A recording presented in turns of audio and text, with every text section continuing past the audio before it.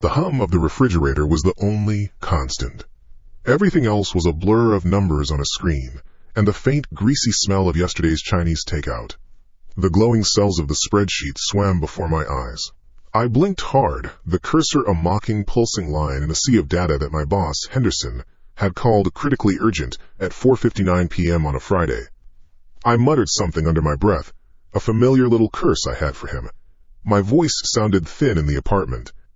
I pushed back from the desk, the cheap office chair groaning in protest. Time for water. Maybe coffee. Anything to cut through the haze. My bare foot hit something hard on the floor, a sharp clink of metal against the wood. I looked down. My keys. A jumble of brass and steel catching the weak light from my monitor. I frowned. That wasn't right. I always, without fail, dropped them in the ceramic bowl by the door. It was the first thing I did.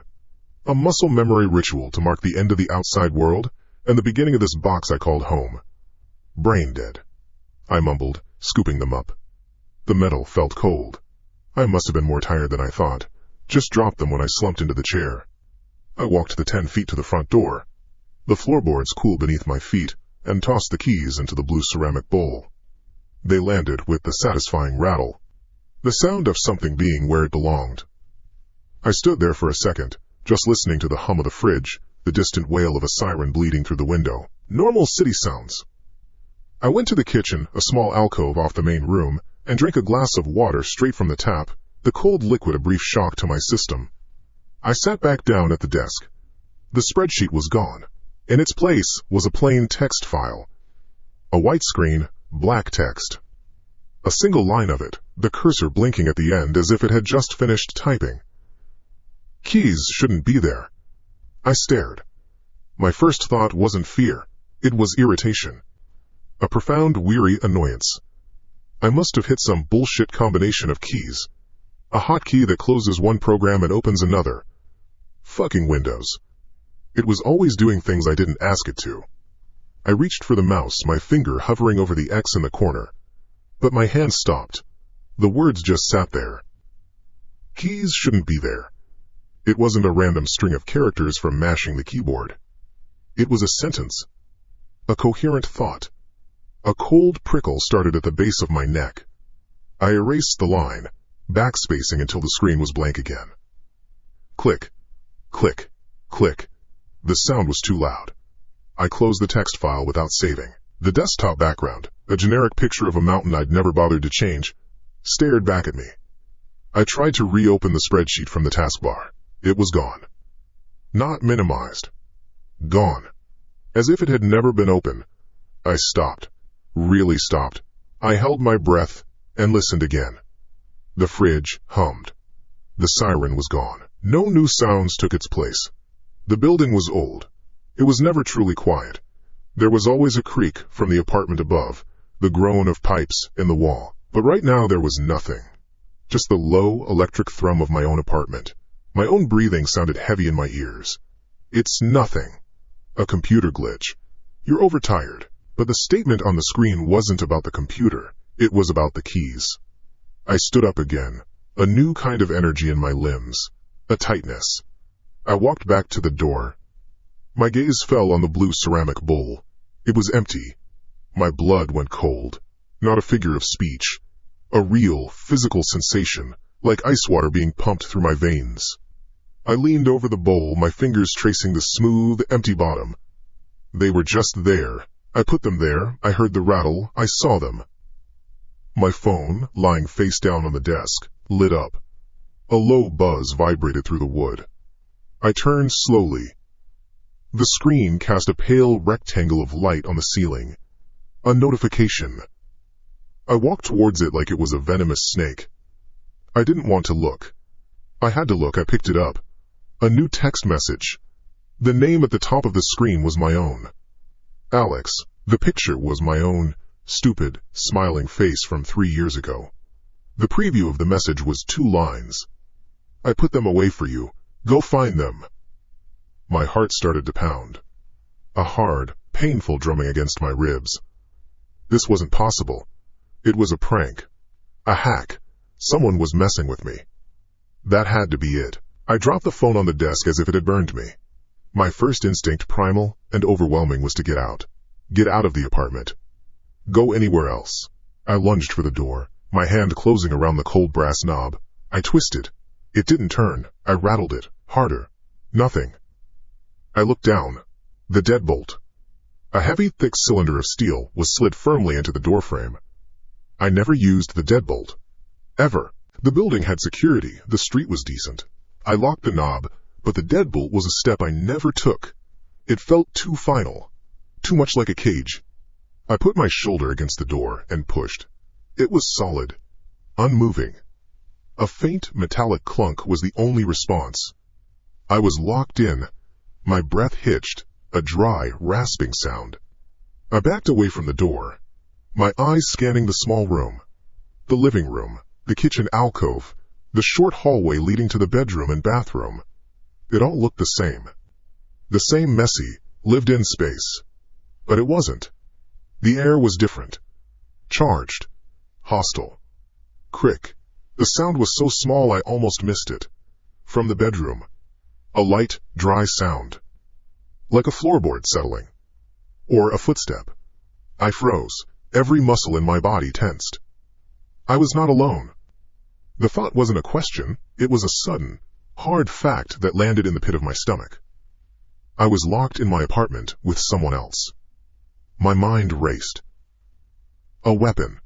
Anything. The kitchen. Knives. But that was across the room, past the hallway. The source of the sound. My eyes darted around. The heavy floor lamp. The cast-iron skillet sitting on the stove. Too far. My body made the decision for me. I dropped, silently, behind the worn, high-backed sofa. I squeezed myself into the space between the fabric and the wall, pulling my knees to my chest. I pressed my face into the rough, dusty material. It smelled like stale popcorn and years of neglect. I flattened one hand over my mouth, the other balled into a fist so tight my knuckles ached.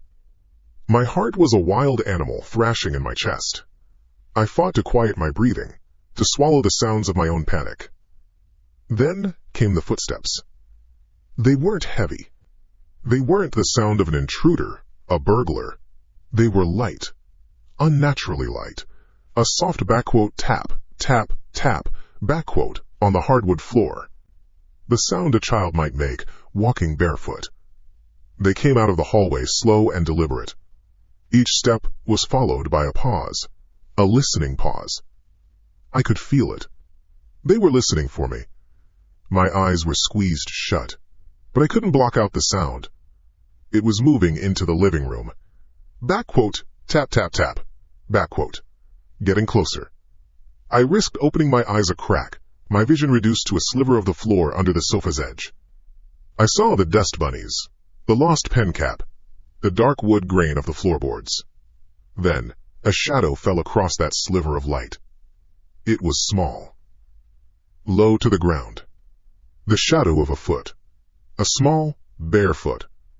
It took another step, the shadow shifting, and then another. The shape was wrong. Too small. Too slender. It was the shadow of a child. It moved past my field of vision, towards the other side of the sofa. The footsteps stopped, right in front of the sofa.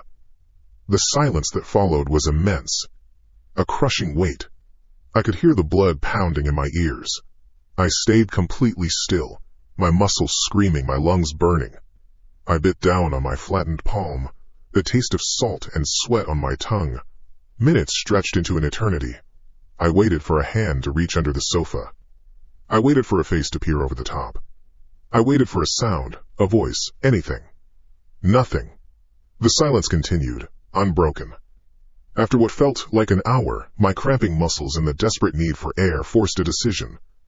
Slowly, carefully, I eased the pressure on my mouth.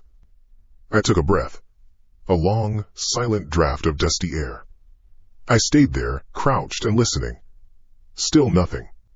With agonizing slowness, I lifted my head, inch by painful inch, until my eyes were just above the top of the sofa. The room was empty. No one was there. The lights were the same. The furniture was the same. The front door was still shut. The deadbolt, a dark scar against the white paint. It was as if nothing had happened. As if I had imagined the whole thing. My eyes fell on the coffee table in front of the sofa. My keys were sitting there, placed neatly in the center of the dark wood surface. And hooked through the main ring, dangling from it, was something that wasn't there before. It was a small, plastic keychain. Faded green, with cheap, chipping paint. A Tyrannosaurus Rex, its mouth open in a silent roar. It was his favorite toy. The one he was holding the day he went into the woods and never came back out. The one they never found. The taste of metal was in my mouth. Not blood, something older. The taste of the dinosaur keychain.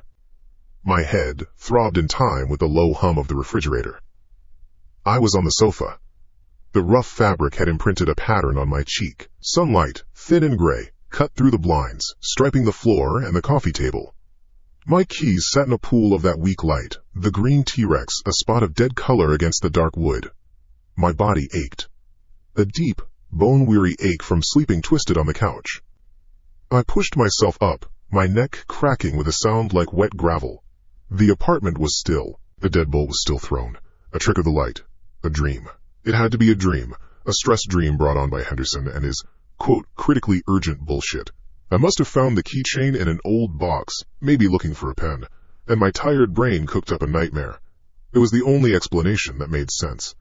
I ran a hand over my face, the stubble rasping against my palm. I stood and walked to the kitchen alcove. The floor was cold. My movements were stiff, automatic. Scoop the grounds. Fill the reservoir. Press the button. The machine gurgled to life, a comforting, domestic sound. While it brewed, I leaned against the counter, my eyes fixed on the front door, locked, from the inside. I walked over, my bare feet silent on the wood. I reached out and pulled back the deadbolt. The thud of the steel retracting echoed in the quiet room. Now it was open. I could leave. The thought didn't bring any relief. I just stared at the now unlocked door, then turned back to the sound of dripping coffee. The first sip was hot, bitter. It scalded my tongue. I welcomed it. A real sensation. Another real sensation followed immediately. A sharp, stinging pull across my upper back as I lifted the mug. I flinched, almost dropping it. I tried to twist, to look over my shoulder, but the angle was impossible. The sting sharpened. It felt like a bad sunburn, but concentrated in thin lines. The bathroom mirror was small and spotted with toothpaste flecks. I turned my back to it, craning my neck at a painful angle. I couldn't see much. I grabbed my phone from the counter, switched on the camera and held it over my shoulder. The screen showed the pale skin of my back. And across it, 3 lines. They were a vivid, angry red against the white. They ran parallel from my left shoulder blade down towards my spine. They weren't smudges. They were gouges. The skin was broken, beaded with tiny specks of dried blood, like something had dragged its nails down my back. I must have done it myself, in my sleep. Scratched and itched too hard. My fingernails weren't that sharp. I looked at my hands. My nails were short, bitten to the quick. My computer was still on, the monitor a blank, black screen. I sat down, placing the coffee mug on a coaster. The chair whined. Work. I needed to work. I needed to finish Henderson's spreadsheet and pretend last night didn't happen.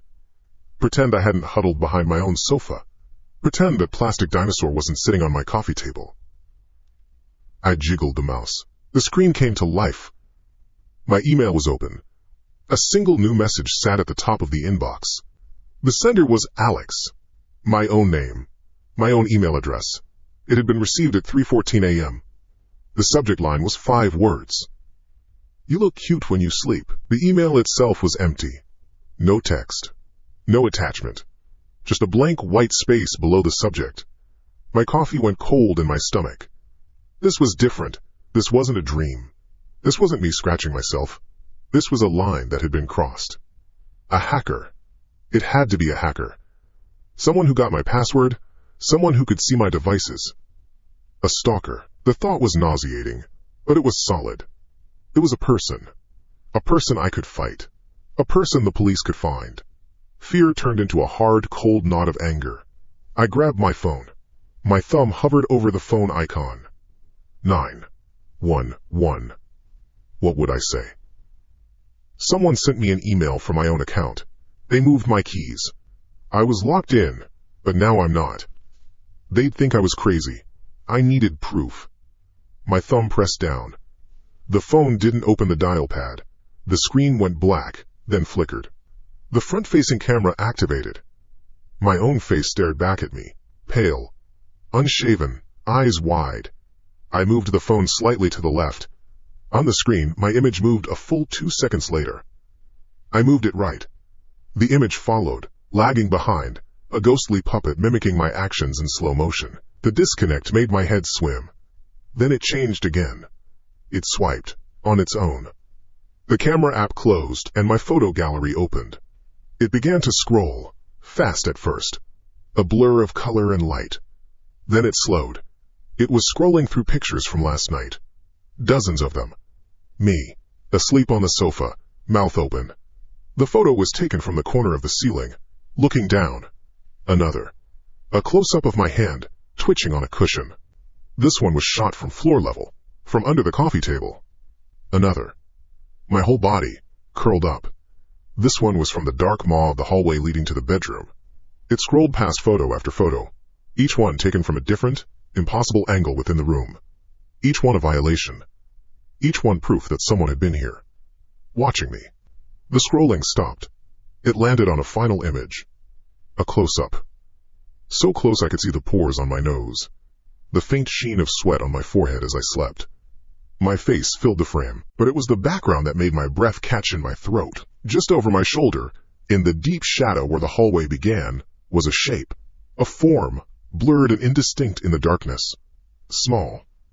The size of a child, standing perfectly still. Watching. A sound escaped my mouth.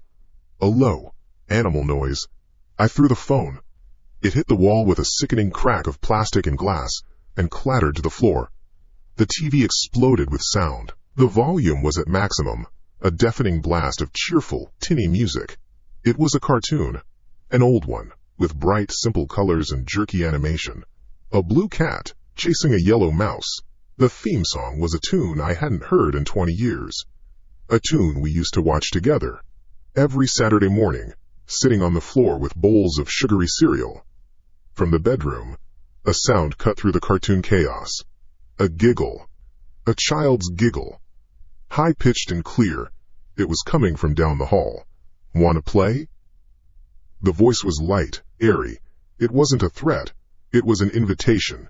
An invitation that scraped along my nerves like a rusty blade. The knot in my stomach wasn't fear anymore. It was something else. Hotter. Heavier. It burned its way up my throat. Into my head. I was on my feet. My eyes scanned the room, past the flickering, screaming TV. I saw the closet by the front door. I yanked it open. Behind a vacuum cleaner and a stack of old magazines was a baseball bat. An old wooden Louisville Slugger. I hadn't touched it in years. The wood felt solid in my hands. The weight was familiar. Good. "Get out of my house!" The yell ripped from my lungs, raw and powerful. It was my voice, but louder than I had ever heard it. The cartoon music blared.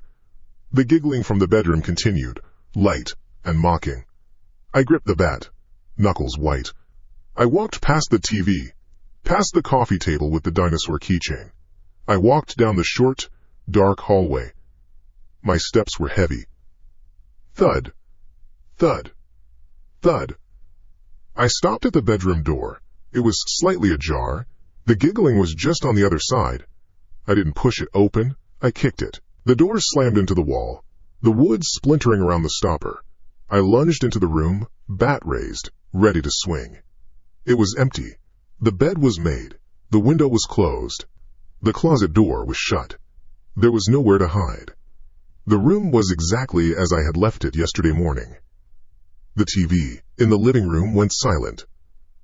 The giggling stopped. The entire apartment was plunged back into a hard, buzzing silence. The only sound was my own ragged breathing. I stood in the doorway, the bat held high, my heart hammering against my ribs. I was alone. Slowly, I lowered the bat. The anger drained away, leaving a hollow, trembling emptiness. I turned to leave the room. My bare foot came down on something sharp. I looked down. It was my phone. The screen was a spider web of cracks, but it was still on, still glowing. It was showing one last picture. A new picture. One that had just been taken. It was a photo of me. I was standing in the bedroom doorway.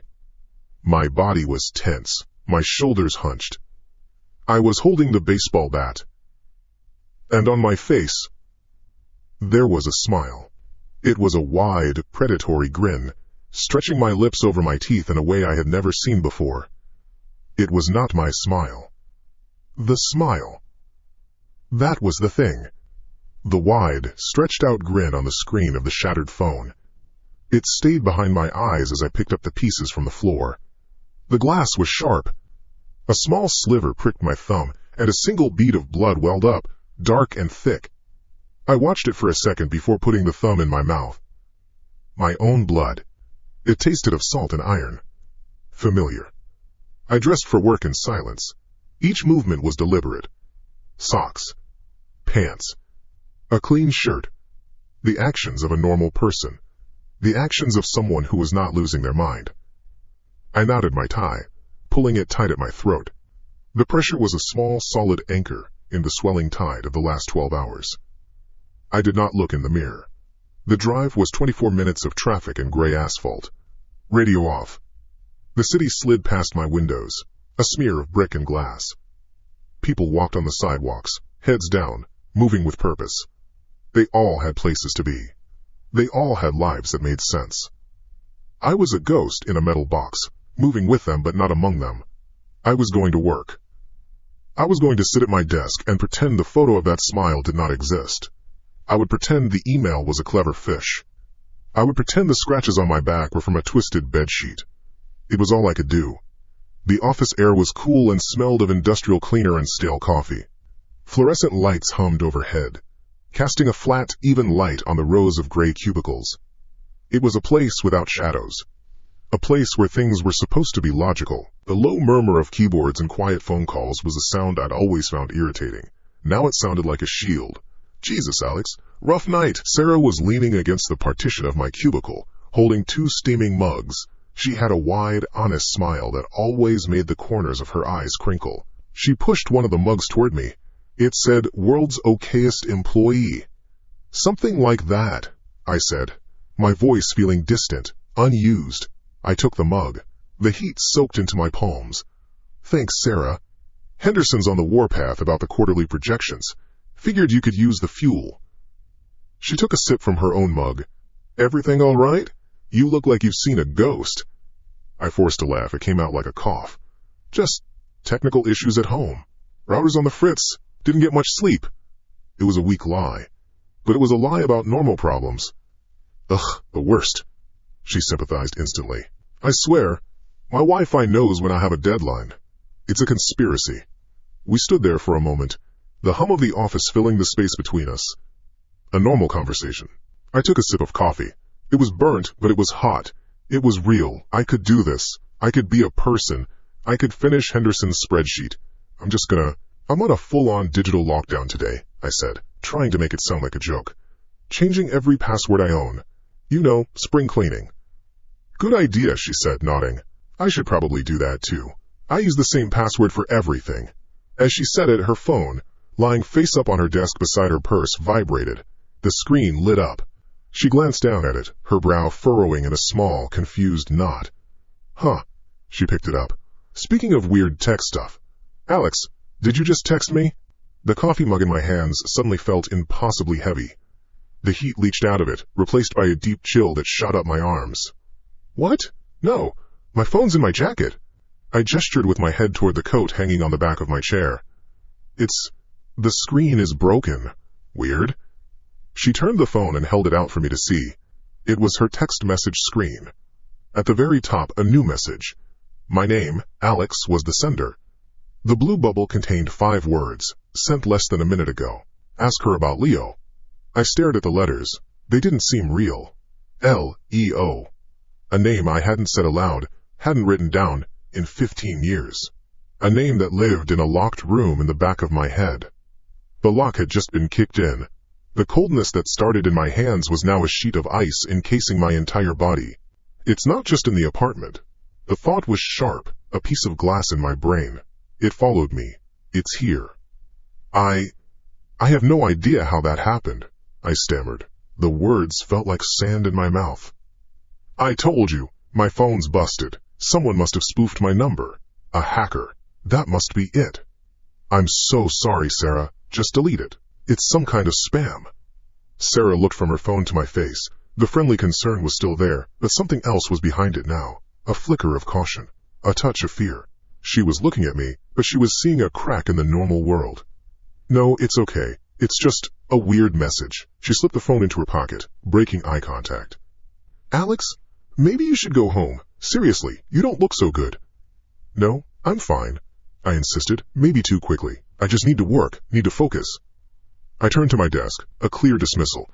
I heard her hesitate for a second, then her footsteps retreated. I sat down heavily in my chair. My hands were shaking. I wrapped them around the warm mug. A hacker. It's a stalker who is also a very, very good hacker. This person dug into my past, that's all. It was a person who could be found. A person who could be stopped. I repeated it in my head, a mantra against the rising noise. I looked at my monitors. 2 large screens. My digital workspace. I had left the projection spreadsheet open on the right screen. The left screen was for email and web browsing. It wasn't showing my email. It was a Google search results page. The search bar was filled with a name I had not typed. Leo Martinez, missing. My breath hitched. My eyes scanned the page, helpless to look away. Article after article, dredged up from the digital graveyard of local news archives. Local teen vanishes from Blackwood Creek Park. Search continues for 14-year-old Leo Martinez. Foul play suspected. Police have no leads. There was a photo, a grainy, low-resolution school picture of him. Frizzy black hair, a constellation of freckles across his nose, and a goofy, toothy grin. The smile of a kid who didn't know anything bad could ever happen. This computer was on the company's secure network. It had firewalls, security protocols Henderson was always bragging about during all-hands meetings. It had been taken over. From inside. Or from outside. I couldn't tell. The distinction didn't seem to matter anymore. The feeling of being watched prickled the back of my neck. I slowly lifted my head and looked over the top of my cubicle wall. The office was the same. The quiet hum, the clicking keyboards. But now it felt different. Every head that was turned in my general direction felt like a stare, the person 2 rows over, rubbing their eyes. Were they looking at me? The woman walking toward the printer. Did she just glance at my screen? I was a bug under a magnifying glass. The walls of the cubicle felt like they were inching inward. I had to get out. I stood up so fast my chair rolled back and hit the partition with a loud thud. A few heads did turn this time. I ignored them. I walked, fast, toward the bathrooms at the far end of the office. My footsteps echoed on the linoleum of the main corridor. Each step felt loud, clumsy. I felt like I was wading through water. I pushed my way into the men's room. It was empty. The door swung shut behind me with a pneumatic hiss, cutting off the office hum. I stumbled into the last stall and slammed the flimsy lock across. It was a cheap piece of metal, but it felt like a vault door. I leaned my forehead against the cool, painted metal of the stall wall. I took a deep breath. In. Hold.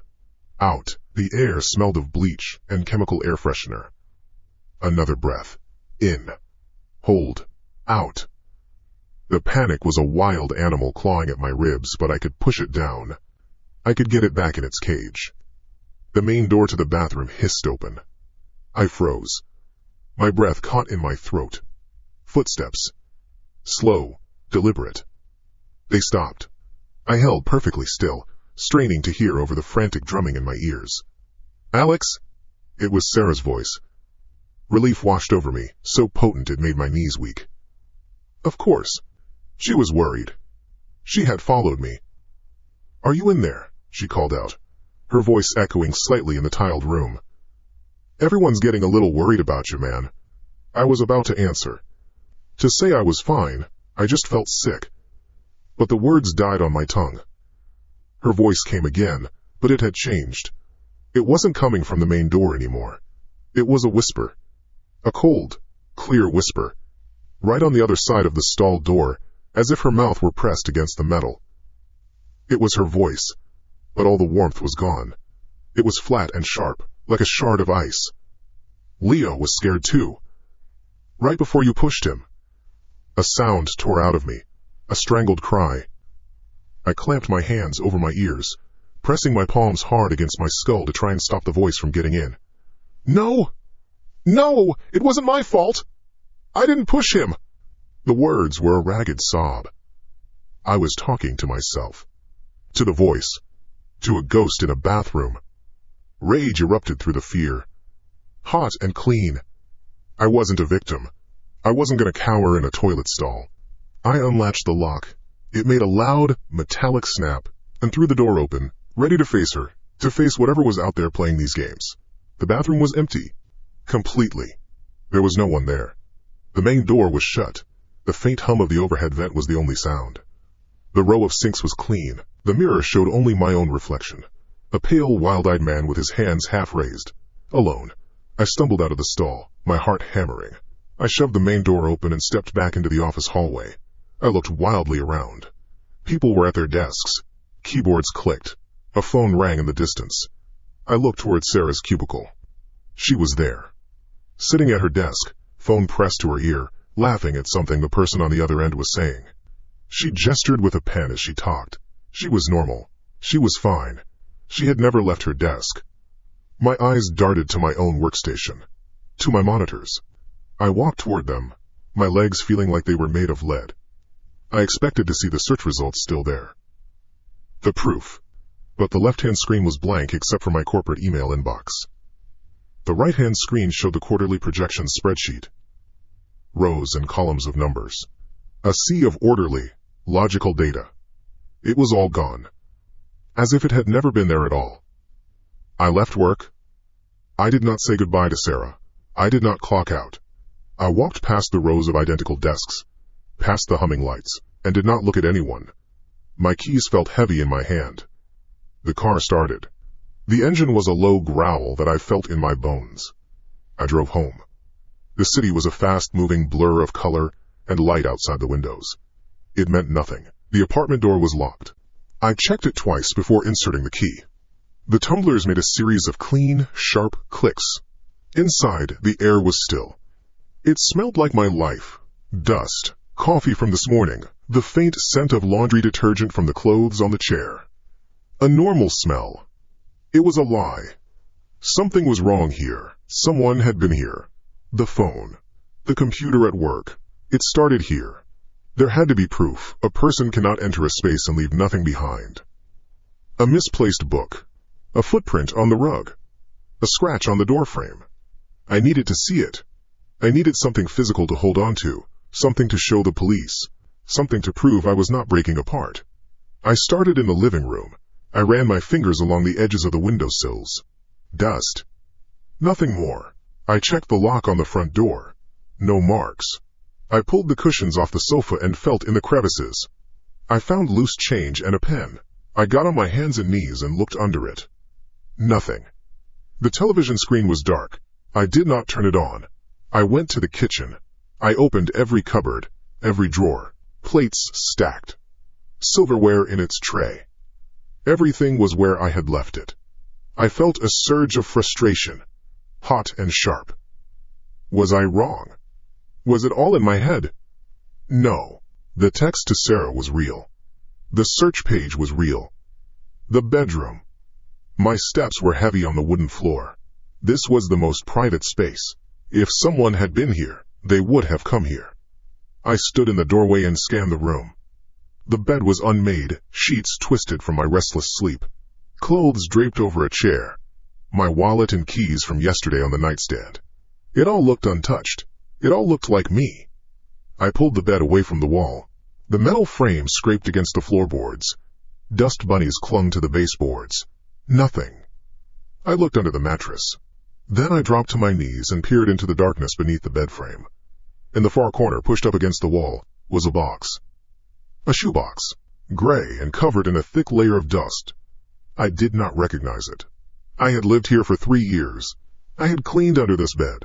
That box was not there before. My heart hammered against my ribs. A fast, hard rhythm. I reached under, my fingers brushing against the dusty cardboard. It was light. I pulled it out into the room. I sat on the floor and wiped the dust off the lid with the sleeve of my shirt. There was no writing on it. I lifted the lid. The smell hit me first. The scent of old paper, of time itself. Inside was a mess of childhood things. A handful of faded baseball cards, their corners soft and worn. A small, tarnished silver locket that wouldn't open. A Ziploc bag containing what looked like a dried-out frog. And letters. A stack of them, tied with a faded blue ribbon. The envelopes were yellowed. The name on the front of each one was Alex. The return address was just a street, a few blocks from my childhood home. I knew the handwriting. I untied the ribbon. The silk was brittle and almost broke in my fingers. I pulled the first letter out of its envelope. The paper was thin, lined school paper. The writing was a child's scrawl in blue ink. Alex, you want to go to the creek Saturday? My dad said he'd drive us if we help him with the lawn first.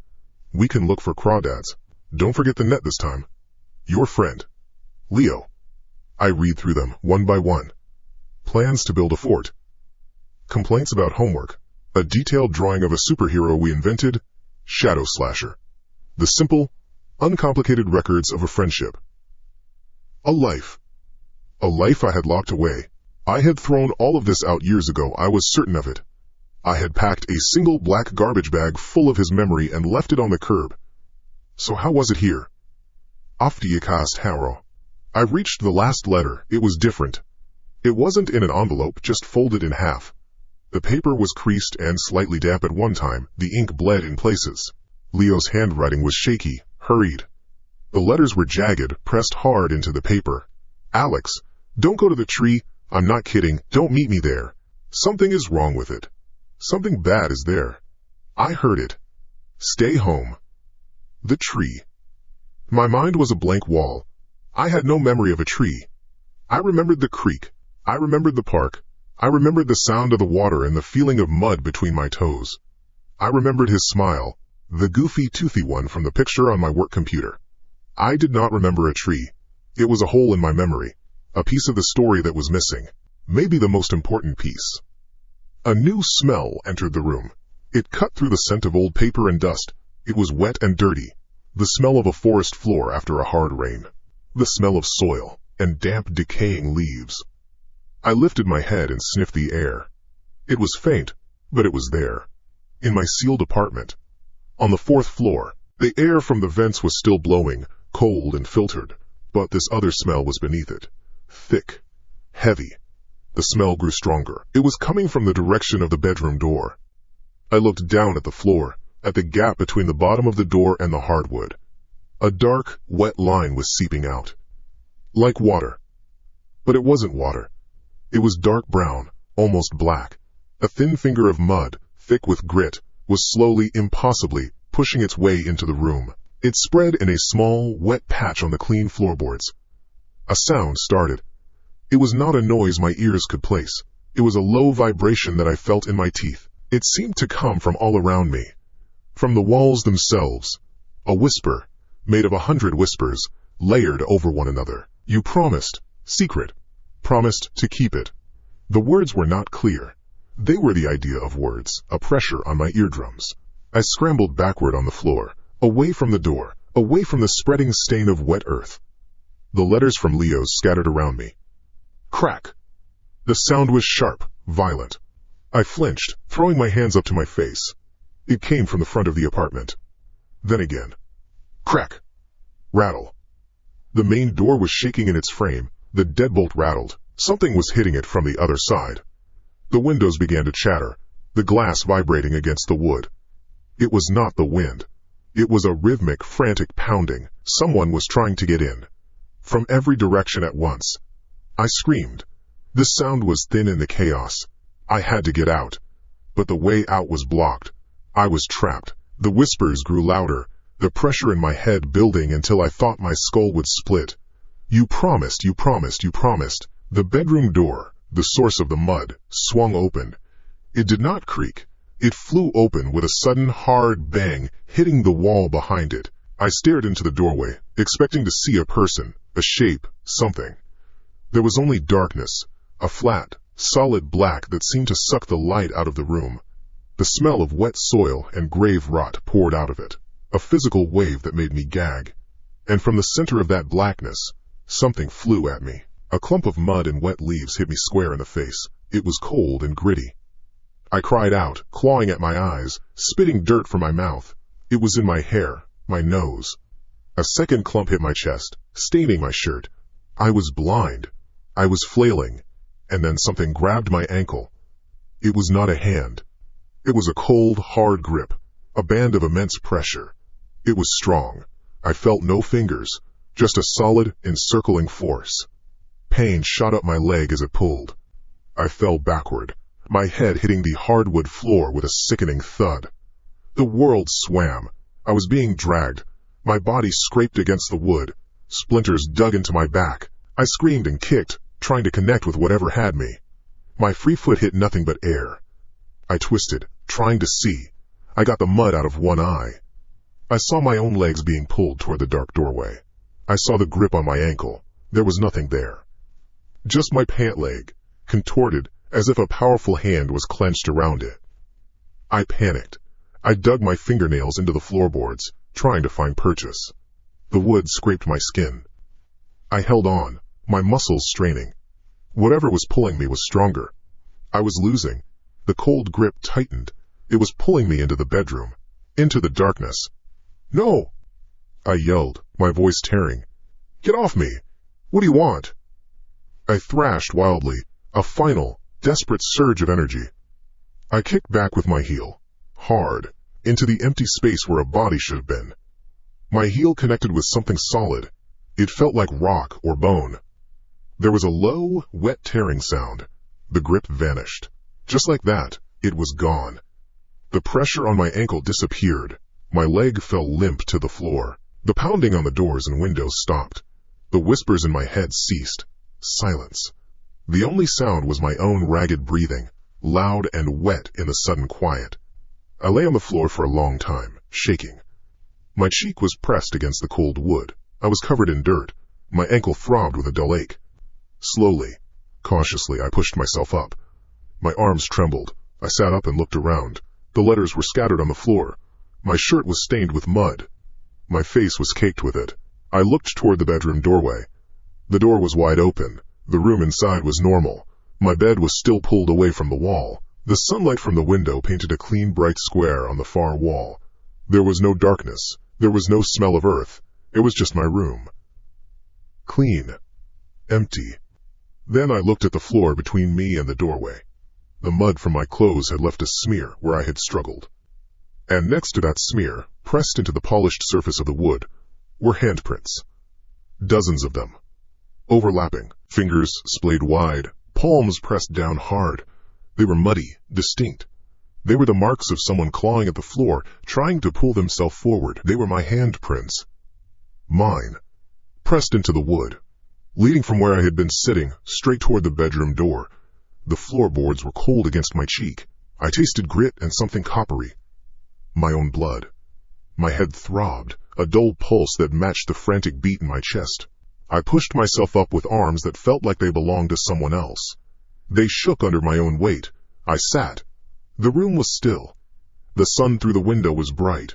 It cut a sharp rectangle of light on the hardwood floor. In the light, the scattered letters looked like dead leaves. My shirt was heavy, soaked with mud and something else. Something slick. My ankle ached with a deep, bone-level pain. I looked at the floor between me and the bedroom. The smear of mud was there. A long, ugly wound on the polished wood. And the handprints. I saw them clearly. Not one set. Many. Dozens. Pressed down hard. The mud outlining each finger, each palm. They led from where the shoebox lay open, straight to the threshold of the bedroom. My handprints. My size. Pointing away from me. as if someone had been crawling desperately into that room. I had to get away from them. I scrambled backward, crab-walking until my back hit the leg of the sofa. The handprints stayed where they were. Proof. But proof of what? That I had been attacked? Or that I had done this to myself? My body moved. I had no say in it. I stood up, my legs trembling. My mind was a white noise machine. There was only one thought inside the noise. Get help. Not the police. They would see the mud, the handprints, my face. They would see what the text to Sarah had said. They would put me in a room with soft walls. This was not a thing for the police. It was something else. My laptop was on the coffee table. I flipped it open. The screen glowed. My fingers were clumsy on the trackpad. I typed, "Psychic near me. Spiritual cleansing." The search results were a list of names and numbers, websites with smiling faces and pictures of crystals. It was pathetic. It was all I had. I picked one near the top. Madam Eva, Spiritual Guidance and Home Harmonization. There was a phone number. I picked up my phone. The screen was smeared with mud. I wiped it on my jeans. I dialed the number. My thumb trembled so hard I had to press it twice. It rang 3 times. "This is Eva." The voice was calm, low, older. It sounded like a normal voice.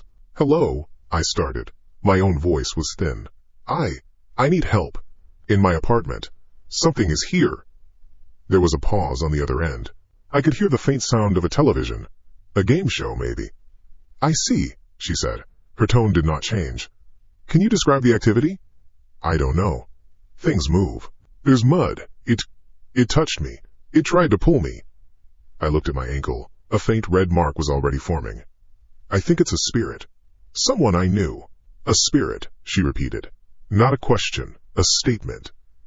"Tied to you, or to the location?" "To me, I think." His name was Leo. The name felt like a stone in my mouth.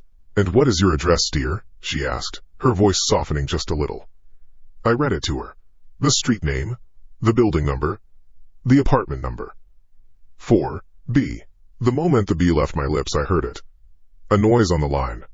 It was tiny, almost lost in the electronic hiss. A quick, high-pitched pop, like a bubble of air bursting. A giggle. It was gone as soon as it came. "Did you hear that?" I asked, my blood turning to ice water in my veins. "Hear what, dear?" Eva said. "The line has a bit of static. Old building." No, it wasn't static, it was clear. I heard it. "I can be there tomorrow afternoon," she was saying. "My rate is $200 for the initial consultation and cleansing." "Yes," I said. "Okay, tomorrow. Anything. Just get here." Then her voice changed. It didn't get deeper or more menacing. It just emptied out. The warmth, the professional calm, it all fell away. It became flat. Monotone. "The boy says no," she said. I froze. The phone was cold against my ear. "What? What did you just say?" "He doesn't want me to come," the flat voice continued. "He says it's against the rules. He says only the 2 of you can play this game." A cold dread spread from my chest outward, paralyzing my limbs. It wasn't her. It was something else, speaking through her, using her. "Who is this?" I whispered. "Who are you?" There was a sharp intake of breath on the other end. Then Eva's normal voice came back, flustered and confused. "Oh my heavens, I'm so sorry. I must have dozed off for a second. Did I say something strange? The reception here is just awful. It can use other people." The thought was not a thought. It was a certainty, a new rule, in a world where all the old rules were broken. It could get to me through anyone, anywhere. I didn't say goodbye, I ended the call. I dropped the phone on the sofa cushion as if it were hot. The psychic couldn't help me. No one could help me. It could twist their words, use their mouths as puppets. I was completely, utterly alone with it. I had to do it myself. I went back to the laptop. My fingers flew across the keyboard, frantic now. How to cleanse a house of a spirit. Protection rituals. How to get rid of a ghost. The websites were full of instructions involving salt and smoke and prayers I didn't know. Salt. I had salt in the kitchen. I stood up to go to the kitchen.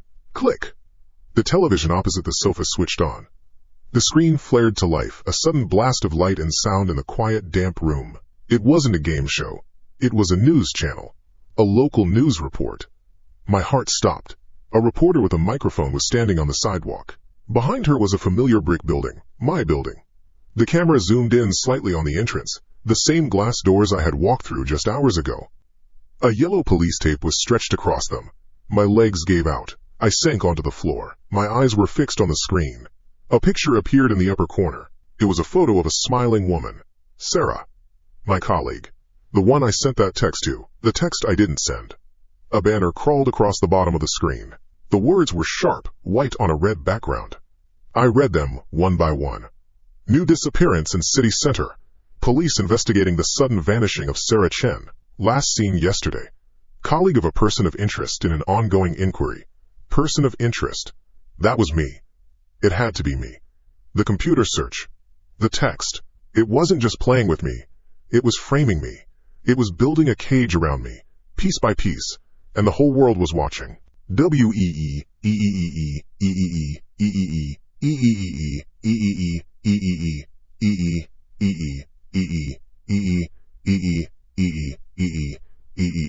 The sound was a physical blow, a high-pitched, continuous scream that pierced my ears and rattled my teeth. The red light on the ceiling started flashing, strobing, painting the room in slices of bloody red light. The fire alarm. There was no smoke. There was no fire. A second sound started.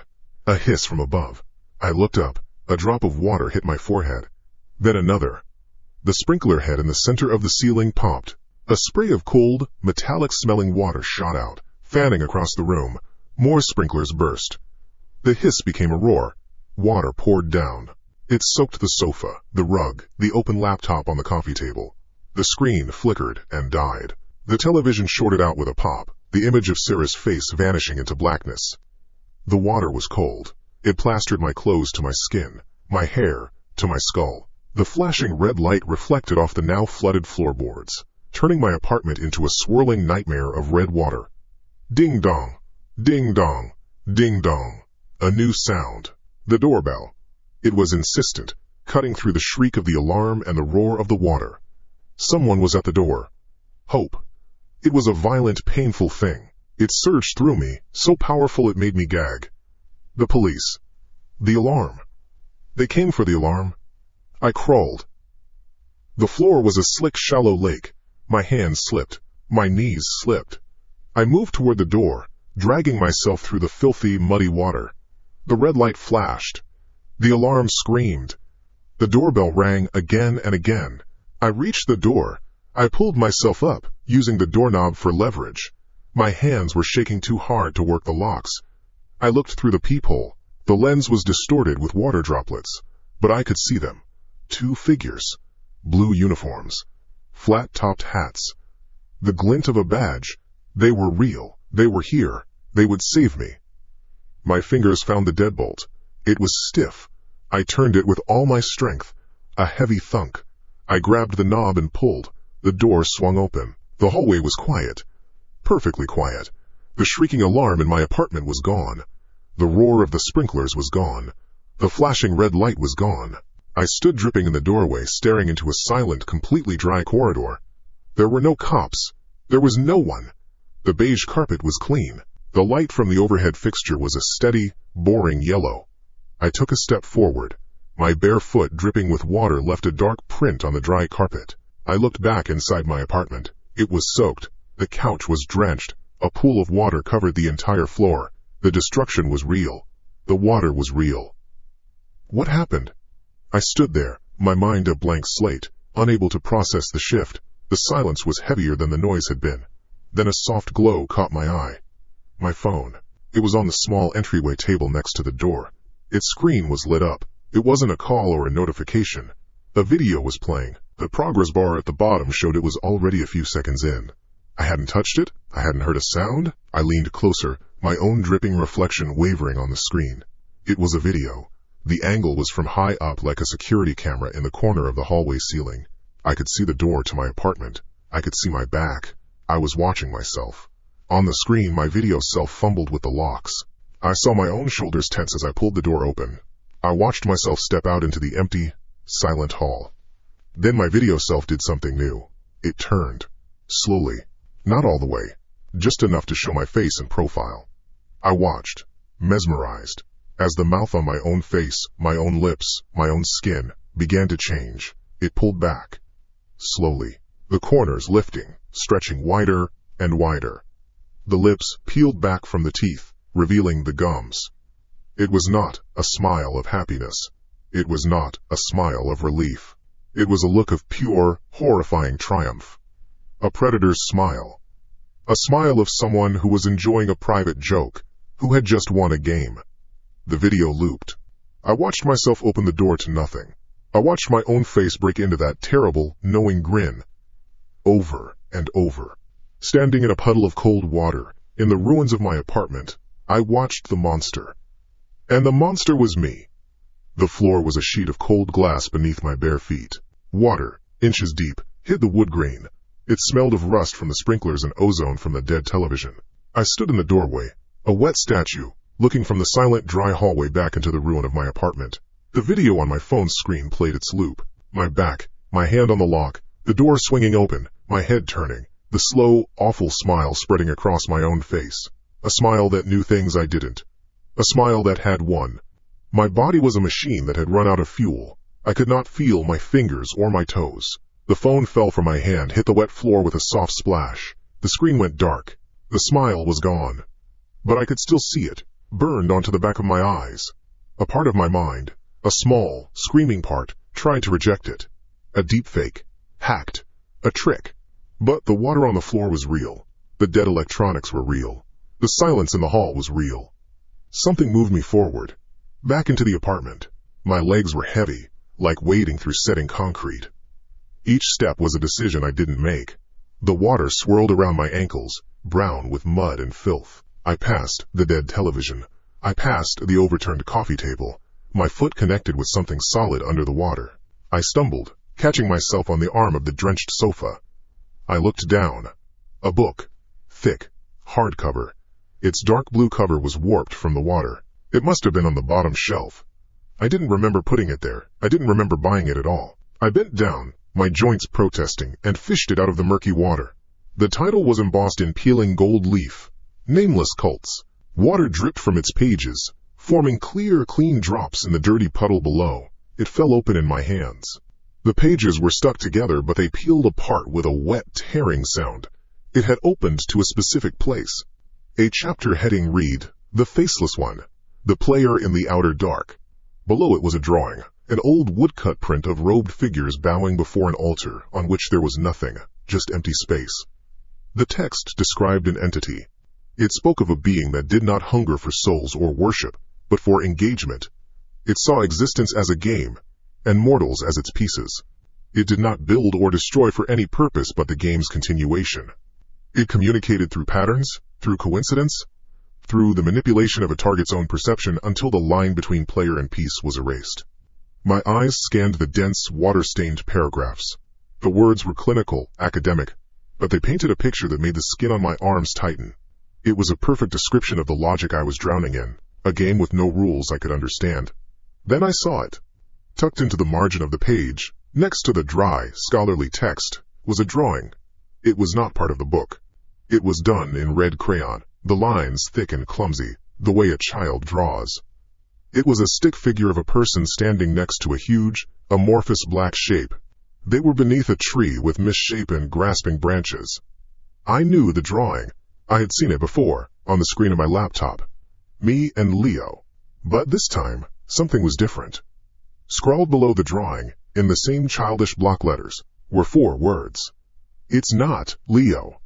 The air left my lungs in a rush. It wasn't Leo's ghost. It was never Leo. It was the other thing. The thing that was with us that day. The shadow I invited to play. The partner in a game I never knew I was starting. It wasn't haunting me. It was just continuing the game. Sarah, the cops, the apartment. They were just new pieces on the board. A new kind of cold. Sharper than the water. Pierced through me. It was the cold of understanding. I was not being punished for a crime. I was being played with by a thing that didn't understand crime or punishment. What do you want? The words scraped my throat. They were loud in the dripping quiet of the room. My voice sounded thin, alien. What the hell do you want from me? I was screaming at the air, at the stained walls and the waterlogged floor. Click, The lamp on the end table beside the sofa flickered on. Its bulb was a harsh, naked white. Click, click. The light in the kitchen entryway turned on, then off. Click, click, click, click. The overhead light in the dining nook began to flash. On, off, on, off. It was fast, frantic. It matched the hammering in my skull, the wild pulse beating against my ribs. The room became a strobe-lit stage, chopping my shadow into a dozen frantic, dancing pieces. "Stop it!" I screamed. The flashing stopped. All the lights stayed on, buzzing, flooding the ruined apartment with a flat, merciless glare. And then the voice came. It was not a sound that entered my ears. It was a pressure that built inside my head, a vibration in my jawbone. It was the sound of 100 voices speaking at once, young and old, male and female, a chorus of gravel and whispers. I don't want anything. The layered sound filled the space around me. It was everywhere. It was in the hum of the refrigerator. It was in the drip of water from the ceiling. It was in the space between my own thoughts. I only want to play. My back hit the wall. I slid down, the wet plaster smearing against my shirt. I pressed my hands over my ears, but it did no good. The voice was already inside, and the game is almost over. A gust of wind tore through the room. It had no source. The windows were closed. The front door was shut. It was a violent, physical presence, a punch made of air. It lifted the wet pages of the book from my lap, sending them fluttering across the room. It slammed the kitchen cupboards open, one after another. A rapid-fire succession of bangs. The bedroom door, which had been ajar, was thrown shut with a crack that shook the wall I was leaning against. Just like last time. The cold was absolute now. It was a physical thing, a weight pressing down. My teeth chattered, a frantic, uncontrollable rhythm. I saw my own breath plume in front of my face, a white cloud in the static, buzzing light. "Leave me alone," I whispered. The sound was pathetic. A mouse squeaking in a hurricane. The pressure in my head intensified. I squeezed my eyes shut. Something invisible and immensely strong seized me. I was lifted from the floor. My back arched. The sensation was not of being held, but of being pulled in all directions at once. A force slammed me back against the wall. The impact was a white flash of pain behind my eyes, the sound of my own skull, a dull thud against the drywall. I tasted blood. My lip was split. I slid to the floor, stunned, my vision swimming. A sensation crawled over my skin, over my entire body. It was like being submerged in a bed of nettles, 1,000 tiny, hot needles pricking every inch of me. My muscles locked up. I couldn't move. I could only lie there, on the wet floor, and watch. Things began to lift. The heavy, waterlogged book floated up from the floor, spinning slowly. A cushion from the sofa rose, dripping a steady stream of water. The dead remote control. A single, muddy sneaker. They hovered in the air, trembling, as if held by an unseen current. In the center of the room, above the deepest part of the puddle, the air began to shimmer, like heat rising from asphalt. The light from the naked bulbs bent around it, distorting. It coalesced, it gathered itself, pulling the air and the light into a shape, a vague outline, the size of a child. It had no features, no face, no color. It was a hole in the world, a distortion of the space it occupied. It raised an arm. The arm was just a column of shimmering air, but it pointed at me. It felt like an accusation, like a judgment. Rage, hot and sudden, cut through the paralysis. It was a final, primal reflex. A cornered animal. This thing was going to unmake me, erase me for a game. "You won't have me!" The shout tore from my throat, raw and broken. My arm moved. I had no control. It was pure instinct. I grabbed the only thing within reach. The heavy, hard-bound book that had started this final spiral. My fingers closed around its wet spine. With a surge of strength that came from nowhere, I threw it. I put everything I had into the motion, a scream of effort leaving my lips. The book flew, end over end, through the shimmering air, straight at the center of the childlike shape. It passed right through. There was no impact, The shape did not flinch. The book continued its arc and struck the far wall with a loud, wet smack, pages crumpling. But the instant the book passed through the shape, the distortion vanished. The shimmering hole in reality was gone. Everything fell. The cushion hit the water with a heavy splash. The remote clattered onto the floor. The sneaker dropped. The pressure in my head was gone. The needle prick sensation on my skin faded. The unnatural cold receded. I was left in the buzzing silence, gasping for air that now felt thin and empty. My body was my own again. Every muscle screamed. My head throbbed where it had hit the wall. I pushed myself up, my arms shaking violently. I looked at the wall where the book had hit. It had left a damp mark on the paint. I looked at the wall behind me, where I had been thrown. I expected nothing. A dent, maybe. A smear of blood from my lip. But there was something else. Fissures. Tiny, hairline cracks in the white paint. They spiderwebbed out from a point at shoulder height, right where I had impacted. As I watched, the cracks spread. I could hear them, a faint, dry ticking sound. They were not random. They were forming shapes. Letters. A T. An O. An N. My heart stopped. I watched, unable to move, as the cracks connected, spelling out words against the white paint of my own wall. A message written by the force of my own body. Not you. It. I stared. My mind reeled. Not you. It. It wasn't me it wanted. It wasn't my fault. This whole time, it was a case of mistaken identity. It was after something else. The relief was so sudden, so powerful, it felt like my bones were dissolving. But the ticking sound hadn't stopped. A new crack appeared at the end of the last word. It branched out, slow and deliberate. It formed another letter. Then another. And another. My momentary relief curdled into something cold and solid in my stomach. I watched the final word take shape, one agonizing crack at a time. A monument of my own destruction. Not you. It. Alex. The throb in my skull beat in time with the dripping water. A dull, heavy pulse behind my right eye. I tasted copper. My tongue found the split in my lower lip. It was sticky and warm. I pushed myself up from the floor, my elbows scraping against the grit-covered plaster of the wall. The sound was like sandpaper. My shirt was soaked through, clinging to my skin with a clammy weight. I looked at the wall where my head had hit. There were only cracks, a fine web of fissures in the paint, like something old and dry. The words were gone. Had they ever been there? The thought was a spark of ice in my gut. I looked at the opposite wall, where the book had struck. A dark, wet stain, shaped like a rectangle. That was real. The water on the floor was real. The dead, silent television was real. The message had been real. Not you. IT. Alex. My mind, clawing for a handhold, twisted the words. It wasn't a warning. It was a declaration. A claim. Not you. It is Alex. The thing, the player, was claiming my name. It was inside me, wearing my name like a mask. The game wasn't about tormenting me. It was about replacing me. The cold from the floor seeped into my bones. A fight. I had to fight. But how do you fight something that uses your own hands? How do you fight the air in your own apartment? My gaze drifted to the center of the room, to the spot where the distortion had formed. The air was just air now. The puddle, just a puddle. My mind went back. Not to the book, not to the flickering lights, but further.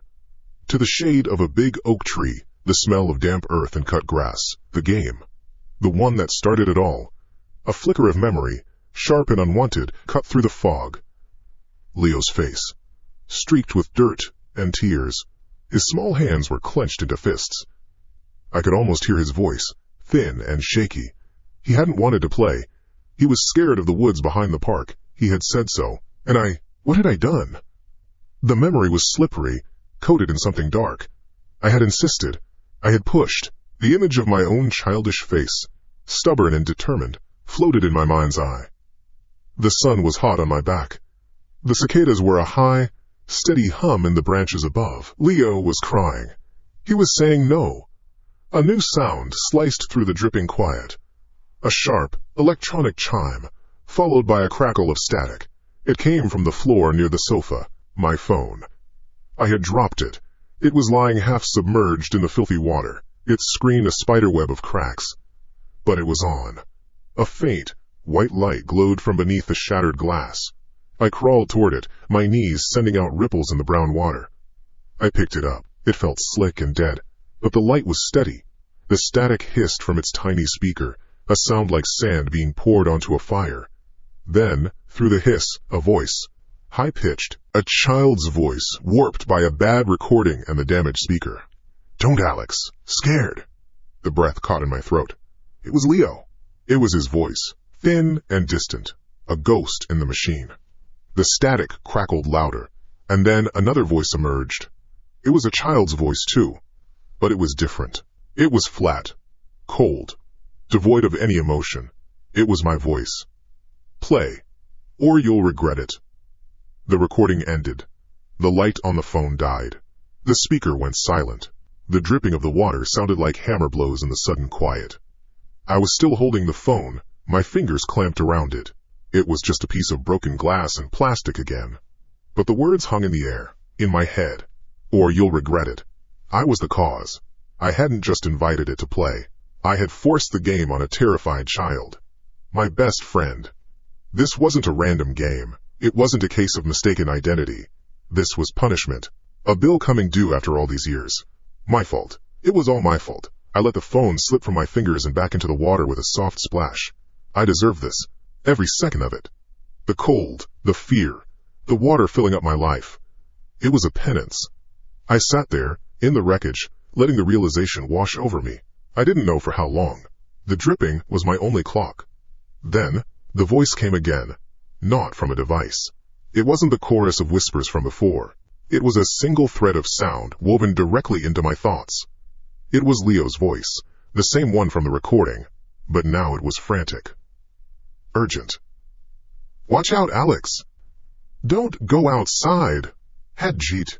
Ain. Thou. Now. And one." My head snapped up. I scanned the room. The dark hallway. The closed bedroom door. The front door. "It's starting again? Ain." The voice was a scream inside my skull, not a memory. It was happening now. A warning. But the meaning twisted in my gut. My mind, steeped in guilt, could only interpret it one way. The player was warning me. The game was starting again, and my move was not to run, not to go outside. That was against the rules. To leave would be to forfeit, and the price of forfeiting would be worse than playing. It was a command disguised as a plea. "Stay inside. Stay on the board." Bzzzt. The sound was so loud, so violent, it felt like an electric shock. The doorbell. Someone was at the door. My heart slammed against my ribs, a trapped bird trying to break free. My muscles went rigid. "Don't go outside." The command echoed in my head.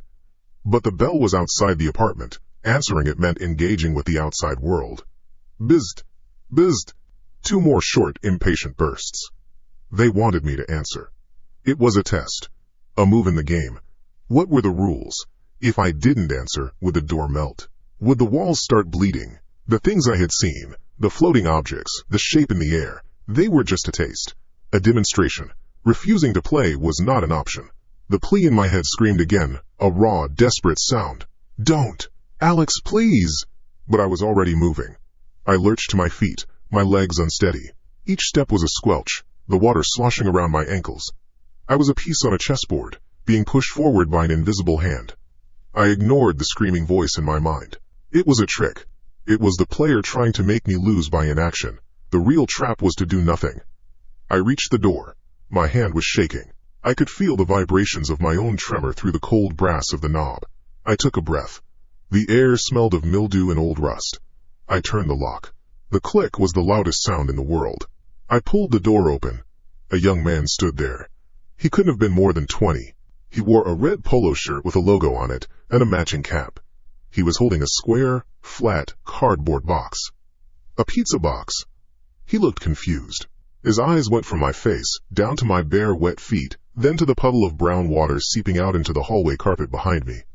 I got an order for Alex?" he asked. His voice was hesitant. He held the box out slightly. I stared at him. I hadn't ordered anything. I hadn't spoken to another human being in days. My mouth was dry. I couldn't form a word. This was part of it. A new piece on the board. An innocent person, drawn into this. The delivery guy's eyes shifted, looking over my shoulder, into the apartment behind me. His casual confusion curdled. His jaw went slack. The color drained from his face, leaving it a pasty, sick-looking white. His eyes widened, fixed on something in the room.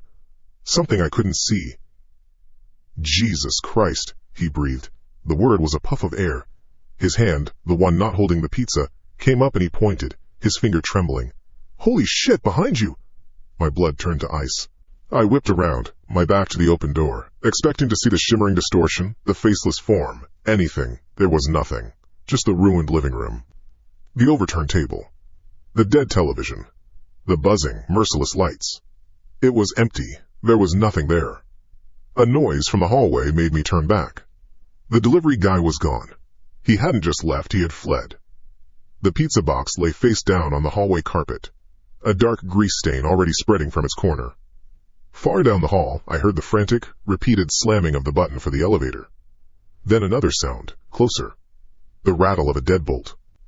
The door to the apartment across from mine, Mrs. Gable's apartment, had been cracked open, and I had been watching through the gap. Now as I looked, the door slammed shut with a bang that echoed in the corridor. The deadbolt shot home with a loud, final thud. I stood in the doorway, my mind a blank wall of static. What had they seen? What had been standing behind me that was so terrifying? I looked back into the apartment. Empty. I looked at my own reflection in the dark screen of the television. Just me. Pale, wet, hair plastered to my forehead. Just me. I didn't understand.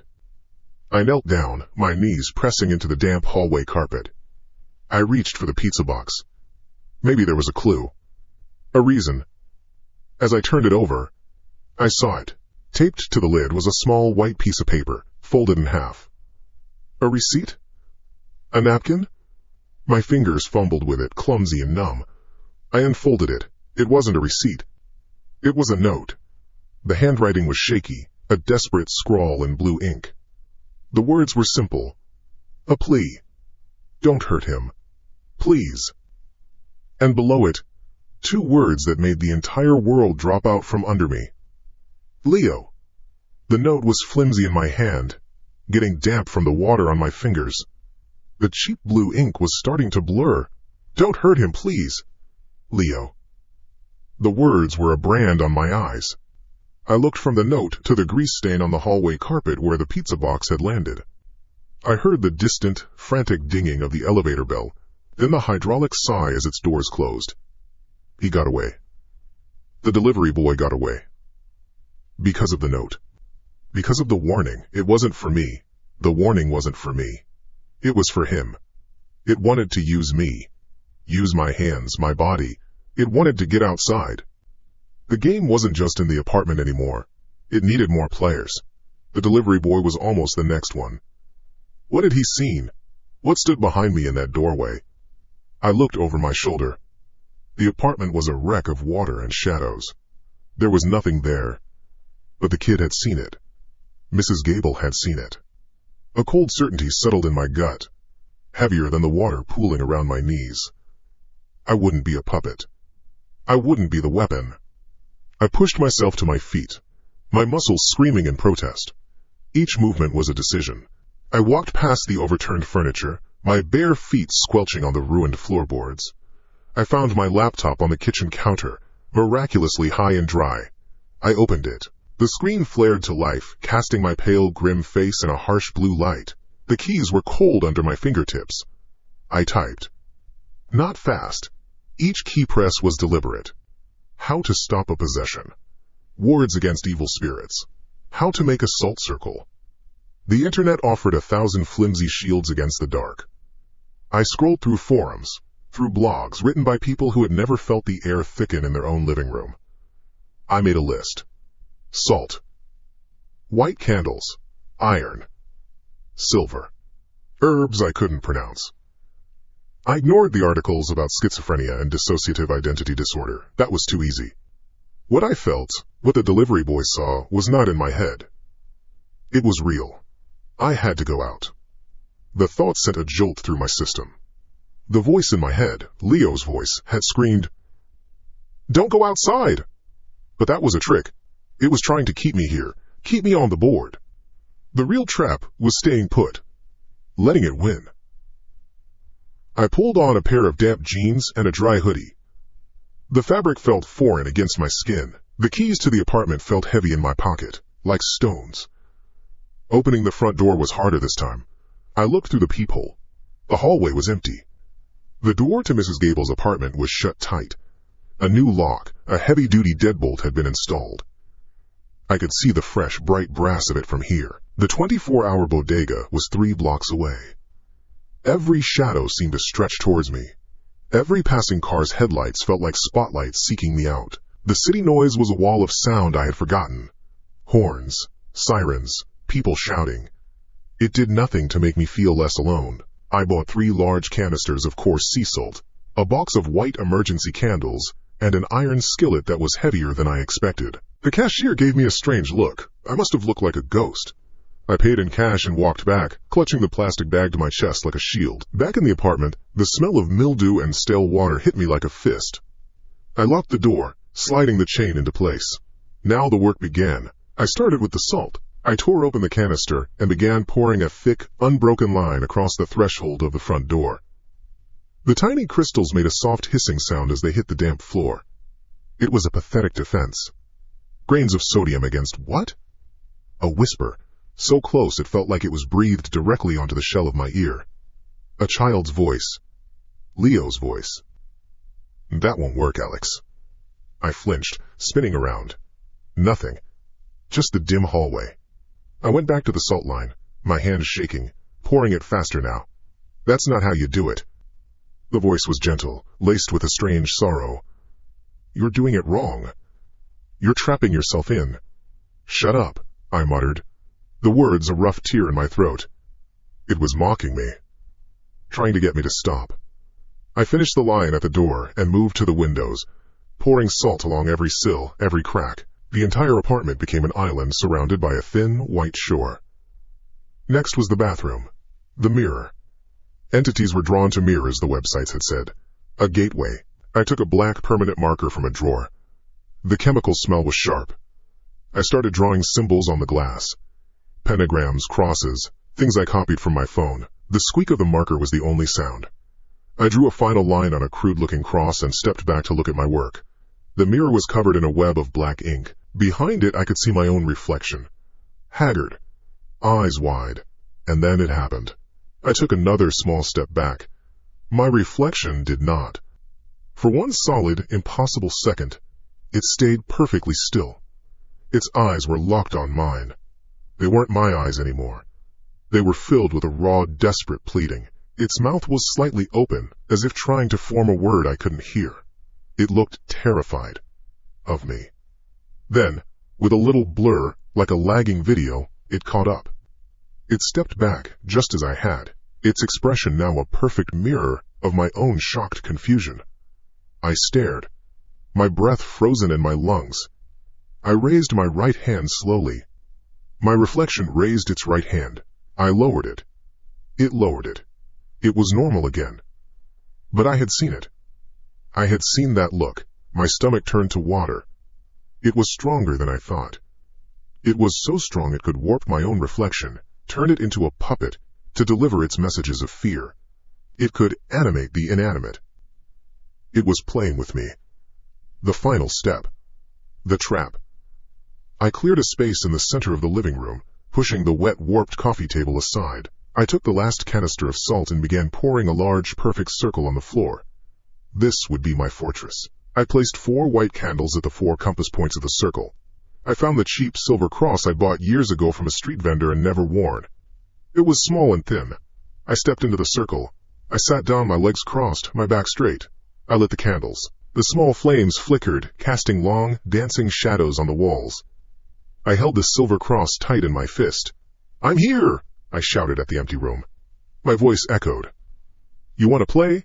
Let's play. I'm not your puppet. I dare you, you son of a bitch. I dare you to face me." As the last word left my mouth, the lights in the apartment went out. Not a flicker. A sudden, complete death. A loud clack came from the direction of the fuse box, a sound of mechanical finality. I was plunged into absolute darkness, save for the 4 small, trembling flames of my candles. Their light seemed weak, pathetic. The shadows rushed in from the corners of the room, deep and impenetrable. My own breathing was a storm in my ears. Inhale, exhale. The air was cold. I gripped the cross so hard my knuckles turned white. And then I heard it. A sound from the bedroom. A soft, wet noise. A tiny, choked sob. It was the sound of a child trying not to cry. It grew closer. The sound wasn't moving through the room, it was moving through the air itself, coming from everywhere at once. It was right next to me now, a whisper of weeping in the dark. "Please, stop, Alex." It was Leo's voice, broken and horrified. "Stop it, don't call it, please." "It's too late for that." I spat into the darkness, my voice trembling. "The game ends tonight." Something hit the salt circle. It wasn't a sound. It was a force. A physical impact that vibrated through the floorboards. Up my spine. The candle to my right flew sideways, extinguishing against the wet floor with a hiss. One of the walls of my fortress was gone. The salt in that spot scattered, as if hit by a silent explosion. The silver cross in my hand became hot, not warm. It was a searing, electric heat that shot up my arm. An invisible flame was branding my palm. I cried out, a short, sharp sound, and threw it. It clattered somewhere in the darkness beyond the circle. The fear was immense, a physical presence pressing down on me, stealing the air from my lungs. But then something else rose up to meet it, something from inside me. It was a feeling I hadn't had since I was a child, standing under that oak tree. A wave of cold, clean power. It rose from my stomach, up my chest, into my head, pushing the fear out. The terror receded like a tide going out, leaving behind a hard, empty beach. The frantic drumming in my chest slowed. I felt a presence swell within my own skin, a tenant taking over the house. It felt familiar. It felt right. My lips parted. My vocal cords vibrated. A voice came out of my mouth, but it was not my voice. It was the flat, cold, emotionless voice from the recording. "Be quiet, Leo." The weeping stopped. The darkness was silent. And then the lights came back on. They flickered once, hummed loudly, and flooded the room with their merciless buzzing glare. I was on my feet, though I didn't remember standing. The fear was gone. Utterly. In its place was a calm, sharp confidence that felt like a blade in my core. The circle of salt was broken. The candles had burned it down to puddles of wax. My hand was red where I had held the cross, but it didn't hurt. I felt strong. I felt clear. I walked to the bathroom. My steps were steady. I didn't avoid the puddles. I looked at the mirror, at the black, crude symbols I had drawn. My reflection was there. And it was not me. It was cowering in the bottom right corner of the mirror's frame, as if trying to make itself small, trying to hide from me. Its knees were drawn up to its chest, its arms wrapped around its head. Its face, my face, was streaked with tears, its mouth open in a silent, continuous sob of pure terror. I looked at my real face. The face I could feel with my hands. The face that was looking into the mirror. There were no tears. My expression was calm. Controlled. As I watched the pathetic, weeping thing trapped in the glass, I felt the corners of my own mouth twitch upward into a thin, knowing smile. The smile in the mirror felt like a muscle I hadn't used in years. It was thin, sharp. It felt correct. The weeping thing trapped in the glass, the thing with my face, flinched from it. It huddled smaller, a pathetic animal. I watched it for another moment, then turned away. It was an echo, nothing more. A bug in the system. The first thing I did was clean. Not with the frantic energy of before, but with a cold, detached efficiency. The scattered salt was just a mess. I found the dustpan and brush under the sink and swept the tiny white crystals into a neat pile. They made a soft, scratching sound against the floorboards. I dumped them in the trash. The candles, now hardened puddles of wax on the floor, I scraped up with a putty knife.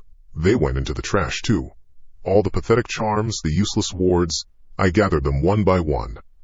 The crude symbols on the mirror I wiped away with a towel and glass cleaner. The squeak of the cloth on the glass was satisfyingly final. The mirror showed only me now. Calm. My expression was level. There was work to do. I moved through the apartment, my steps no longer hesitant. The water on the floor was an annoyance, nothing more. I straightened the overturned table. I picked up the ruined pizza box and carried it to the trash chute in the hall. As the metal door clanged shut, a voice whimpered inside my head. It was faint, like a bad radio signal. "She saw you." "Mrs. Gable." She looked through her peephole. I ignored it. The voice was a distraction, a ghost of a fear that was no longer mine. My laptop was on the counter. I opened it.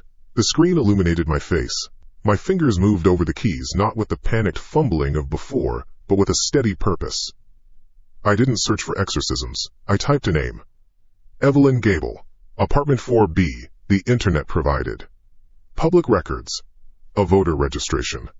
An online obituary for a Harold Gable, her husband, deceased 7 years. Then I found it. A local library's website. A post about the Silver Sentences Book Club. It listed its members. Evelyn Gable.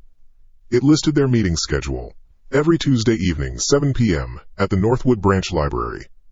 I glanced at the time on the corner of the screen. 9:42 p.m., Tuesday. She wasn't at her book club. She was home. She saw too much, I thought. The thought wasn't a question or a fear. It was a statement of fact. A problem that needed a solution. The voice screamed inside my skull. It was louder this time, a spike of static. "Don't! Alex, don't! She's an old woman! She's innocent! For God's sake, just leave her alone!" I closed the laptop. The screaming was just noise. I walked to the front door. My clothes were still damp, but I didn't feel the cold. My purpose was a furnace inside me. My hand reached for the deadbolt. I felt the cool, smooth metal under my fingertips. As I turned the lock, the entire door vibrated. It wasn't a gentle shake. It was a violent, shuddering rattle, as if a great weight had been thrown against it from the inside. The wood groaned. The metal chain danced and clinked. My hand was still on the lock, and I felt the force of it travel up my arm. It felt like someone was on the other side of the door, my side, holding it shut with impossible strength. Chunk. The smart lock above the deadbolt shot its bolt home with a percussive, definitive sound. The small green light turned red. The door was locked again. "Stay." Inside, the voice in my head pleaded, its strength fading after the effort. "Don't go out there." Then, the television screen across the room flared to life. No sound at first. It was showing a video feed. The camera from the hallway. There was the pizza delivery boy, his face a mask of terror. He was scrambling backward, away from my open doorway. And there I was, standing in the frame. The video was stuck in a loop, playing the same 2 seconds over and over. The part where I wasn't cowering. The part where I was standing tall. The part where my mouth was pulled back into that same predatory smile I had seen in the mirror. It was a cruel, knowing expression, the face of the thing in charge. The voice, Leo's voice, was a whisper now. Look at what you are." I watched the loop a few times. I wasn't horrified. I was annoyed. "You think these little tricks can stop me?" I said aloud. My voice was even. It didn't waver. "This is my house now." I turned away from the door and walked to the hall closet. I knew where the breaker box was. A gray metal door, cool to the touch. I pulled it open. Inside, a neat row of black switches. I didn't hesitate.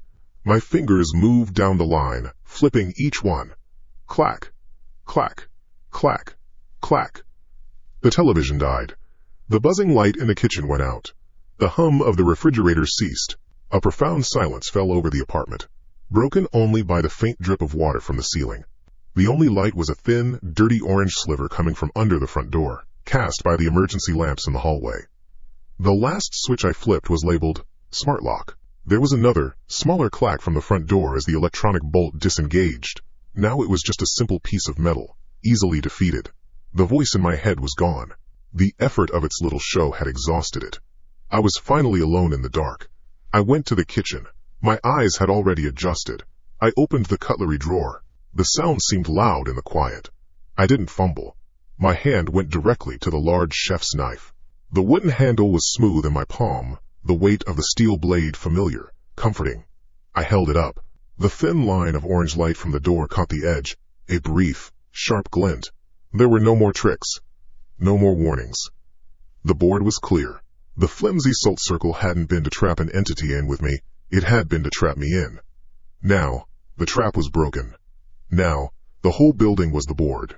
I walked back to the front door, unlocked the deadbolt, turned the knob. The door swung open without a sound. The hallway was dim, lit by the eerie orange glow of the backup lights placed every 20 feet. The air was stale. My bare feet made no sound on the thin, stained carpet. I walked toward apartment 4B. The new lock Mrs. Gable had installed was bright, the brass shining in the low light. A fortress. I was 10 feet away when I heard it. A sharp, indrawn breath from inside her apartment. Then, a quick, frantic sound. The unmistakable click-clack of her own deadbolt being thrown. She had been watching through her peephole. She had seen me emerge from the darkness of my apartment. She had seen the knife in my hand. A smile touched my lips again. It felt good. The game had begun. I took my time closing the distance. Each step was deliberate. I was not rushing. I was savoring it. I stopped directly in front of her door. I could feel her presence on the other side. I could almost hear the frantic beating of her heart. I raised my hand, the one not holding the knife. I didn't bang. I didn't pound. I knocked. 3 soft, polite taps with my knuckle. Tap, tap, tap. The sound was small, but it seemed to echo in the long, silent hallway. I leaned closer to the wood, my ear almost touching the peephole. "Mrs. Gable?" I said. My voice was soft, calm, reasonable. "Open the door. I just want to talk." Silence from within. Then, a faint, muffled fumbling. The almost inaudible beeps of a phone's keypad. She was calling for help. Good. That was part of the game, too. I pressed my ear firmly against the door, closing my eyes, concentrating. I could hear her voice, a muffled, panicked whisper. She was talking to the 911 operator, but a strange thing was happening. As I listened, I realized I wasn't hearing her frantic explanation. I wasn't hearing her pleas. Through the wood of the door, coming from the speaker of her phone, I heard a different voice. It was my own. Not the calm, controlled voice I had just used. It was the other one. Leo's voice. The weak one. It was thin, terrified but distorted by the phone line, twisted into a sing-song melody of madness. Inside my own head, I could hear what Leo was trying to scream into the psychic ether, his last, desperate attempt to be a hero. "Help! Please! Somebody help! There's a man in the hall. He's trying to kill me. He's right outside my door. His name is Alex." But that's not what was coming through the door. The entity that was me, the force that was now in control, it intercepted that desperate plea. It took Leo's terror and wore it like a costume, twisting it, broadcasting it through her phone. What Mrs. Gable and the 911 operator heard was a grotesque parody. "Help me!" the voice from the phone cooed, a playful, mocking lilt. "There's a man in the hall. Oh wait, that's me. I'm going to kill you. I'm right outside your door." Then, a giggle. "My name is Alex." I pulled my head back from the door. The last line was not a plea. It was not a warning. It was a confession, a proud announcement. Leo's final, desperate attempt to save her had been turned into the very thing that would ensure no one would come. A prank call. The ravings of a lunatic. I understood now. Every attempt the weaker part of me made to fight back, to warn, to protect. I would simply use it as another weapon. His struggle was my strength. His screams were my tools. I leaned my shoulder against the cool wood of the door, listening to the suffocated sob from within. She was truly alone now. I had made sure of it. I had all the time in the world. The soft sob from behind the door ended. It was replaced by a silence that was heavier, more complete. I had taken her hope and twisted it into a punchline. I had all the time in the world. My shoulder hit the wood next to the doorknob. The frame shuddered, groaning. A small crack of paint dust fell to the floor. Mrs. Gable let out a sharp gasp from within. I hit it again, putting my weight behind it. The impact sent a jolt up my arm, a satisfying ache in the bone. Wood splintered. The sound was loud in the orange-lit corridor. One more. I drew back, took a single step, and threw my body into it. The lock assembly tore free from the cheap wood frame with a deafening crack. The door swung inward, scraping against the carpet. She was there, cowering in the corner between a floral print armchair and a tall, spindly lamp. Her face was a white mask, eyes huge and dark. The phone lay on the floor near her feet, dropped in her panic. The space was small, smelling of lavender potpourri and old paper. It was a suffocatingly tidy place. A life of quiet routines, now broken. The knife felt steady in my hand. I took a step inside, letting the ruined door swing shut behind me. The latch didn't catch. It just hung there, a wooden jaw hanging open. I saw her eyes fix on the glint of the blade, under the dim light of the lamp. I took another step. The floorboards creaked under my bare feet. I opened my mouth to say something simple, something to close the distance. The words were meant to be cold, a final pronouncement. "Don't worry," I started, the thought forming clean and sharp in my mind. "This will be quick." But the sound that came out was wrong. It was two sounds at once. My voice was there, low and level, a predator's calm. But beneath it, tangled within it like a second, discordant thread, was another voice. A high, thin whimper. It was Leo. It was the crying thing from the mirror, its terror leaking through the cracks, clinging to my words like static. The sound was a violation of physics, a single throat producing a duet of malice and fear. Mrs. Gable flinched as if struck. Her eyes, if possible, grew wider. Her trembling hand, scrabbling at the floor beside her, found an object. A small, silver-backed hand mirror left on an end table. Her fingers closed around it. With a choked scream, she threw it. It flew through the air, wobbling, a small silver disc tumbling end over end. I didn't even think. My free hand came up and snatched it from the air. A simple, reflexive motion. My fingers closed around the cool metal. For a second, I just stood there, my arm outstretched, holding the captured mirror. Then, I looked down. The glass was angled slightly upward. It reflected my face, illuminated by the single lamp in the corner. I saw the chin, the nose, the shape of the head. It was my face. My hand, the one holding the mirror, was my hand. The knuckles were white, but the eyes staring back were not the ones I had seen in my own bathroom mirror just an hour ago. They were not calm. They were not in control. They were wide with a silent, screaming panic that went beyond all sound. They were the eyes of a prisoner looking out from behind the bars of his own skull. Tears streamed from them, cutting clean paths through the grime on my cheeks. They were pleading, begging. They were Leo's eyes. And they were looking at me. Not at my reflection, but through the reflection. At the thing that was in control. At the thing holding the knife. I watched as my other hand, the one with the chef's knife, tightened its grip. I watched the muscles in the forearm tense. I felt the intention, cold and clear, to take another step forward. But the command didn't come from me. It came from the thing wearing my body. The narrator of this story was a passenger, and the driver was about to kill this old woman. The truth did not arrive as a thought. It arrived as a physical blow, a wave of nauseating memory that buckled my knees. The world tilted, the small, lavender-scented apartment dissolving into a reel of disjointed images, finally playing in the correct order. The smart lock engaging with a loud chunk. It wasn't a phantom trying to trap me in. It was Leo. The real Alex. He was trying to build a cage to hold me, to keep me from getting out. The text messages sent from my phone to my boss. Garbled threats. Incoherent rage. It wasn't an attempt to get me fired. It was a flare. A distress signal. A scream for help so bizarre, so alarming, that someone, anyone, might intervene. Someone might realize something was deeply wrong, and come and stop me. The TV screen showing the loop of the delivery boy's terror. The cruel smile on my face. It wasn't a taunt. It was an accusation. It was Leo, screaming from his prison. Look at what you are. Look at what you're doing. The salt circle on the floor. Pathetic. Useless. He wasn't trying to keep a demon out. He was trying to keep a monster in. The treehouse. The sharp smell of pine sap and damp earth. A boy's laughter. Two boys. Me and Leo. But there was no me. There was only him. Alex. And a friend. Another boy. The branch snapping. A scream that was cut short. The sickening thud from far below. The guilt. The suffocating, absolute guilt that a child's mind could not process. And so, in that silence at the foot of the tree, he had built me. He had created a second self, a stronger self, a colder self, to carry the memory, to take the blame.